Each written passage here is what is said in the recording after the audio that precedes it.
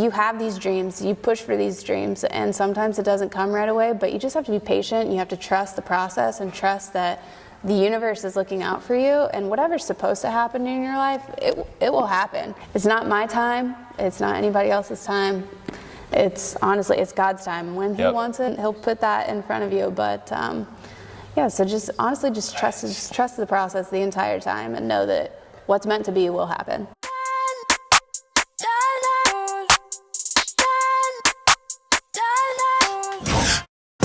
It all speaks for itself. Grinding in silence, ain't nothing to tell. When we step on the court, we gon' bring it to light. And we stop and pop like we caught it a light. Stop asking what's wrong with me. You already know there's a dog in me. If there's no stopping my focus, man, make sure all my people gon' ball with me. Yeah, I came to compete, I'm a dog with it. Yeah, I came to compete with my paws in it.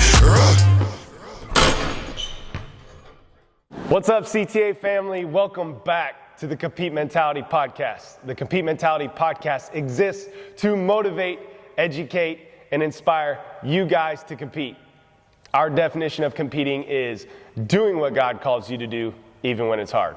A couple announcements here at the beginning of the podcast before we dive into our story, continuing our series called Tell Me Your Story with our amazing guest, Amie Anthrop. A couple announcements here. I'll introduce her here in a minute. But Transform You, high school hoopers, this is for you. The driven high school hooper. I am leading an 8-week program Thursday nights in July and August. Online, competetrainingacademy.org is where you register. It's going to be at the Barn in Marion. Can't wait to compete with you guys. Also, Dream Season X. This is mindset coaching for high-achieving individuals, business owners, entrepreneurs, CEOs that I am leading. It's a year-long commitment. If you need more energy, if you need more synergy, sharpening iron with other people, this is for you as well. Check it out online at our website, competetrainingacademy.org. And diving right in, I can't wait to be with Amie here this morning. Amie, thanks for joining us today. Yeah, no, I'm excited to get with you. Absolutely. And Amie is a trainer for us here at CTA and just recently accepted the position of Director of Basketball Operations for Purdue Women's Basketball. And I am so excited for her. So congratulations, Amie. Thank you. It's been a whirlwind, but it's also been pretty amazing. So I'm started very excited. Your first day a couple weeks ago, right? Yes, yep, and literally dove right in. We had camp. Yep. I had my first day and camp the next day. So hit the ground running. Absolutely. And I want to do Amie justice here in our introduction. So growing up in the Lafayette area, I went to Rossville High School. Amie went to a cross-county rival, Clinton Prairie, and growing up, I saw there was two ladies that were ultra competitive. It was Amie Anthrop, and then my first pro that I ever trained, women's basketball player, was Katie Gerald's.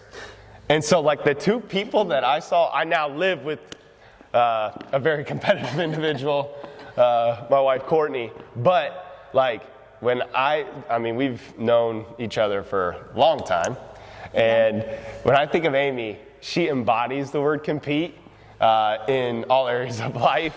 Growing up, seeing her dominate sports in our area, and then now just the way she took that mentality into her adult life and tries to be the best version of herself in all areas. I can't wait to pull more of that out as we uncover your story. But before we dive into that, I want to hear, we always talk about food, big foodies here at CTA. We've been out with you and your husband Jade before, in the Lafayette area. And I want to hear for date night for you, if you guys are going somewhere, no kids, where are you going? We are going to 811 Bistro in the Union over at Purdue University. It's amazing food. What are you ordering? I get the filet Oscar. It's the most expensive thing on the menu, but it is the best thing on the menu. So that's what Jade got the last time too. I love it. I love it. The filet Oscar. I love it. So check it out, guys, in the Union. Amie, we are in a series right now called Tell Me Your Story. And we've had some amazing guests. If you're listening for the first time, welcome. So glad you're here, grateful you're here. Go back and check out some of these stories of some of these amazing guests we have. But we're going to dive into Amie's story. Amie, as we mentioned at the beginning of the podcast, congratulations on your job. I'm sure, this is like a dream job for you, right?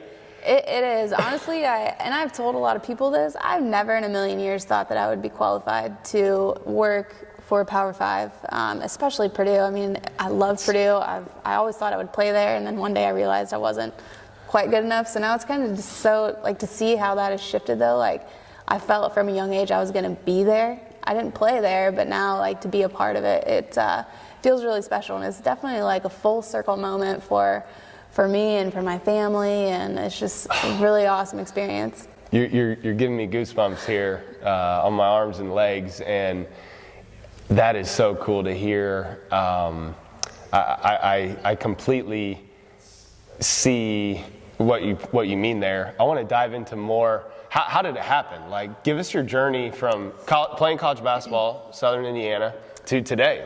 What happened? Well, so when I graduated from college, I was really unsure what I wanted to do. So I went back to my alma mater, Clinton Prairie, and I was assistant coach there for a year.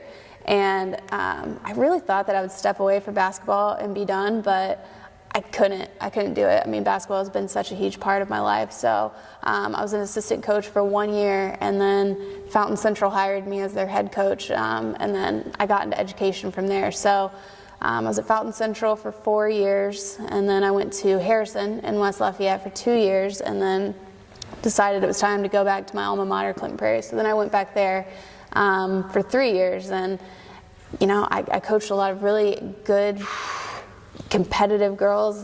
We had some really good teams, but it was time for me to step away from education. I needed something else that wasn't quite fulfilling me the way that it was, and I knew I still loved basketball, but I couldn't quite do the day-to-day of the education anymore. So I kind of met a person through Jade's family who got me in touch with Coach Boudale there. She was the Purdue softball coach. So got in touch with her. She was looking for somebody to do operations, and it just worked out that it was kind of right place, right time. And so I got in with Boo in the Purdue softball, and 2 seasons there. And then the Dobo position opened up, and I met with Katie and just told her I was interested, and it kind of worked out from there. So Here we are. So I love how you said that you this is coming full circle. I love talking about, in the scriptures it talks about having faith like a child. And when you're a kid, you have these huge dreams, but then we get older and life happens. You fail. You may have someone tell you can't do something. Yeah. I'm curious, as you kept going and going and going, were there times where you're like, man, is my dream ever gonna happen? Yeah, I think so. I think everybody sees that. And, I was just talking to somebody the other day who has just recently accepted a very big position in his life. And it's not supposed to be easy. And that's what I talked about with him. Because if it was easy, then everybody would do it.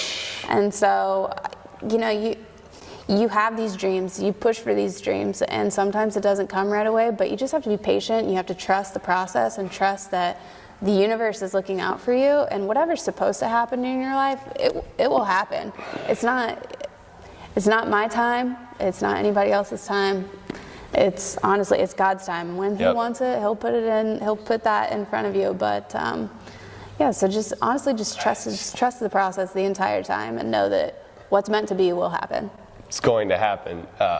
Love seeing you end up where you are now. Amie, I want to talk about, we relate so many times as human beings to other people's stories, and really, just kind of like you just said, it's not meant to be easy. If you're listening right now, it's not meant to be easy, okay? So, Amie, take us to a time in life where you really had to go through some adversity.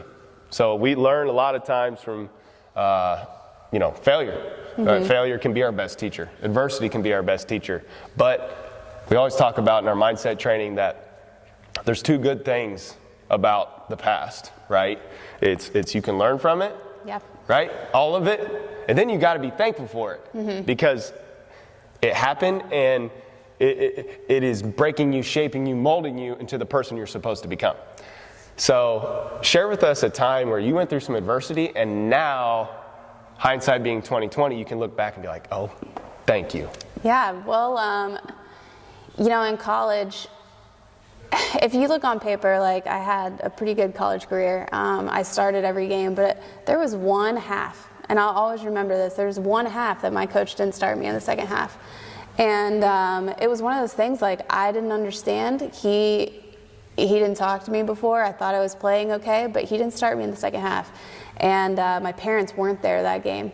So I remember just, mentally, I just shut off in the whole second half. I went back in, I played in the second half, but just him not starting me, I don't know what happened to me. It was like a completely mental shift. Yep. And I remember calling my parents after that game and just, doing what so many athletes do. They're going to vent to their parents about what's happening. And I remember so boldly, my mom said, "What are you going to do about it?" And she's like, "I'm not going to talk to your coach. This is an opportunity for you to either step up or be content with where you're at." And so I met with my coach the next day. We talked about it. I asked him to put me through a workout, and then I had it in my mind, and this was without my mom even saying. She said, "What are you going to do?" And so I sat at home and I thought, what can I do to prove that spot's my spot?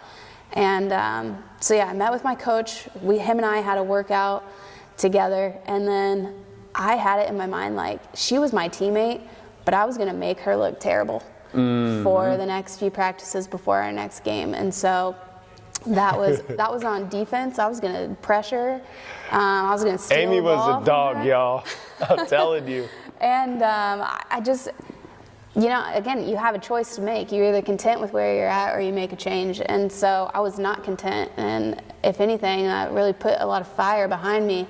And I started the next game. And I never looked back from that point, but I knew what my parents said, what am I going to do about it? And so that message has always been clear to me. When I left education, there were so many people who told me that it was not the right choice and I should not have done it. And I don't let those things get to me because, I make decisions for what's best for me and for my family. Right. But it's a driving force, So when I took this job at Purdue, it was what am I going to do? Right.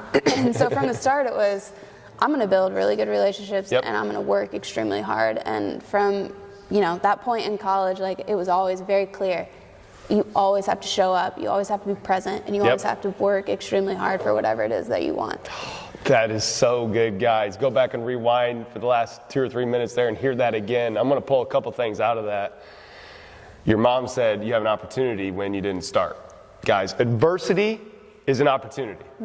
Adversity is an opportunity. We're all going through adversity right now. Every person listening to this, me, Amie, we're all going through something, and it's an opportunity to either grow from it or you're going to let it define you, right? Yeah. And that's not what we want. We need to grow from it. So I love that your mom said that. I want to ask you, like I said, I've known you for decades and seen this mentality that you've carried yourself with.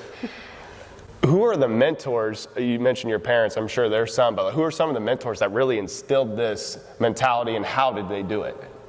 I would definitely say my parents. They were not the ones that. So often now we see parents who are over-involved. My parents were. As soon as I stepped on the court, what happened within those lines was all on me. And they would talk to me after the game, but never once in high school, middle school, college did they ever go to my coach about anything regarding playing time or game-related items. Right. Not once. They would talk to me about it, and that would be the end of it.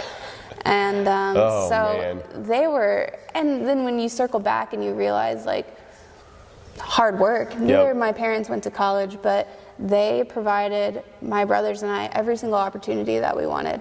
I love that. They've worked extremely hard to get to the point that they are today. Blue collar, yeah. Yes. So honestly, if you want to go back and really see like where all that mentality came from, it's got to come from my parents. That's because right. they push me in ways now that, looking back, I didn't realize what they were doing when I was a kid. Yep. But now it's also the same way that I'm parenting my kids. And so I could never give them enough credit for what they've done in my life. But yeah, they're the two people that I get my strength from, that I get my work ethic from. And they're the two people who are always standing behind me first, being my first cheerleader.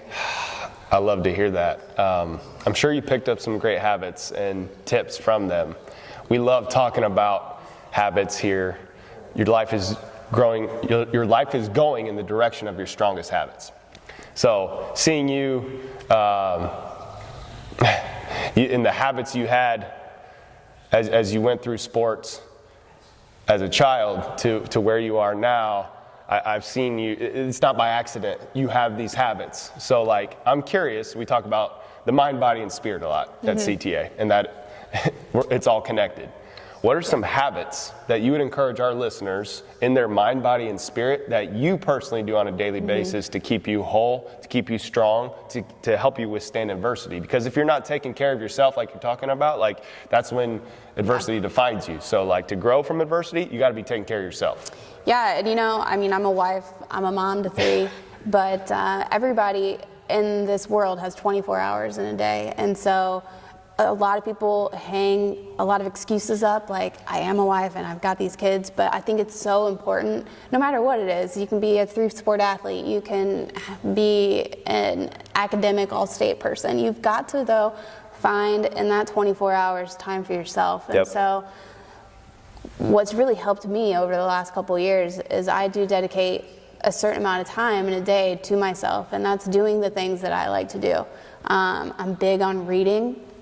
I think it's really important to learn. You have to be a continual learner in this life, and so reading has been huge for me. Reading different books that resonate with me, but also books that take me out of my comfort zone and make me learn new perspectives and learn different things. Right there with you. I like to journal. I like to write things down. I like to a thought comes in, write it down. Maybe I don't understand it right away, but then go back and look at it later and try to dig in deeper. But I think it's just really important that you take time away from your normal activities to grow in your everyday life. Because if you don't do that, like you're set in the path and you're not going to ever venture off of it.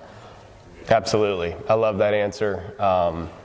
So these habits that you had, that your parents taught you so well, I'm sure and I loved how you talked about parenting. I want to dive into parenting right now. I'm a parent, 6-year-old, 4-year-old. I deal with parents on a daily basis. I see a lot of good, and I do see the negative side too, where you're talking about like overbearing,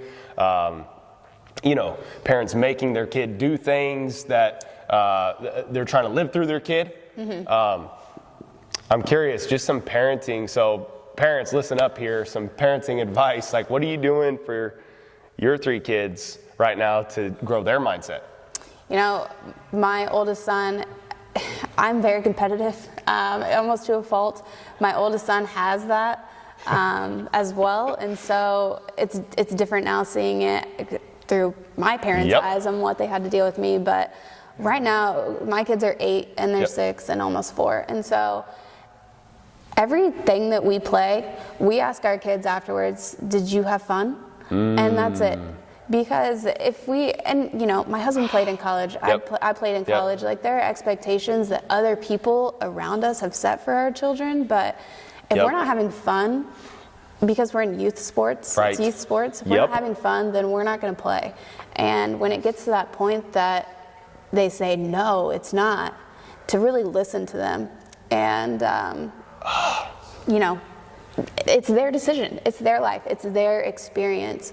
Jade and I, my husband and I, we're here to enhance their experience.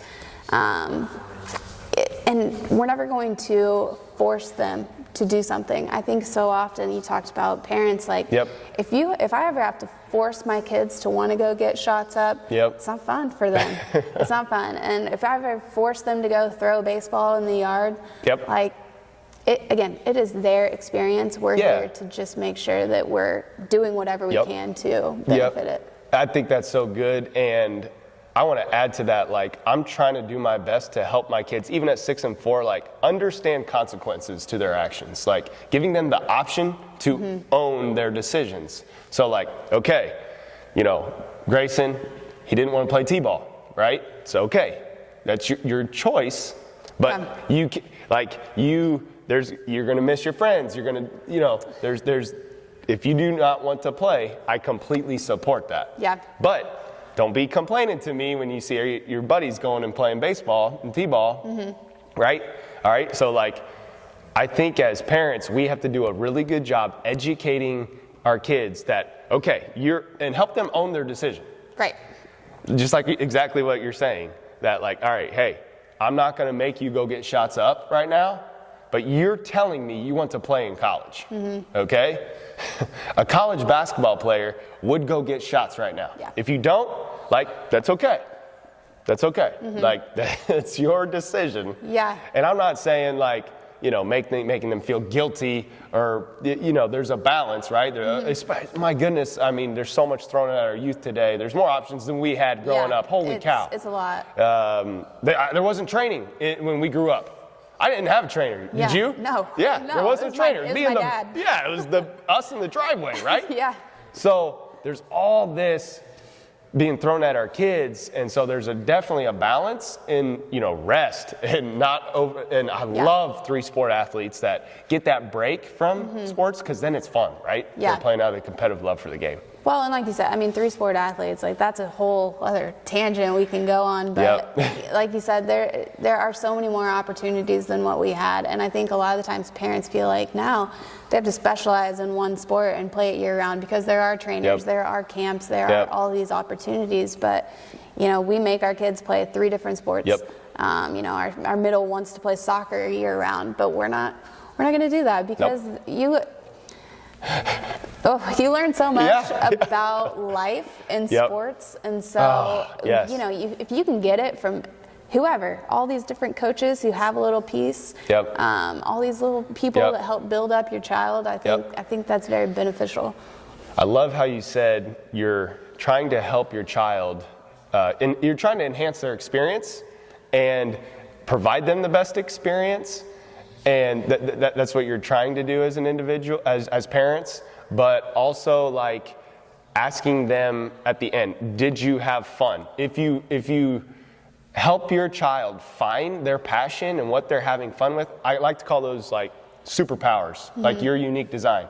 You and I loved playing basketball growing up. That was our superpower that we use today to shine our light to other people, right? For sure. So, like, parents, help your kid find their passion. Great question to helping them find their passion is asking them, did you have fun?